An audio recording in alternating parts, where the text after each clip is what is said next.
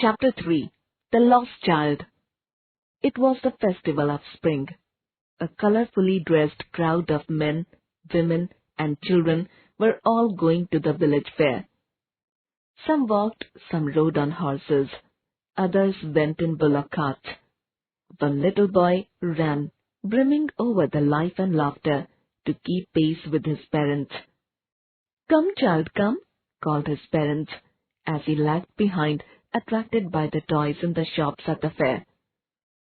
He hurried towards his parents, his feet obedient to their call, his eyes still on the toys. He could not control his desire, even though he knew the old, cold stare of refusal in their eyes. "I want that toy!" he begged. His father looked at him angrily, while his mother was tender, and giving him her finger to catch, said, "Look, child, what is before you?" The faint disgust of the child's unfulfilled desire disappeared when the pleasure of what was before him filled his eager eyes. The child could see many footpaths full of people.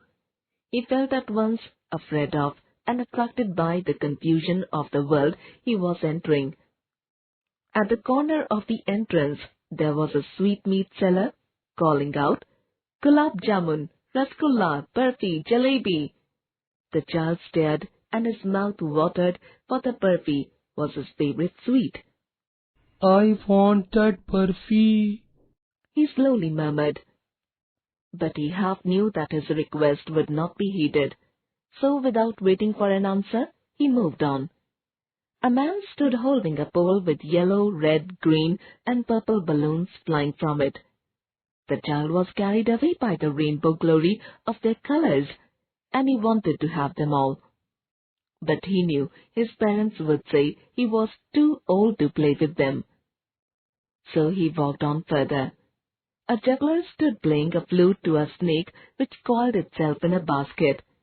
The snake raised its head in a graceful bend like the neck of a swan, but he knew his parents had forbidden him to hear the coarse music of jugglers, so he proceeded farther. There was a roundabout in full swing.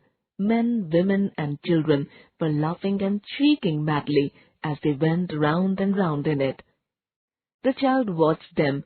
His lips parted in amazement, and a pink blush of a smile came on his face. This time the child made a bold request. "I want to go on the roundabout. Please, father, mother."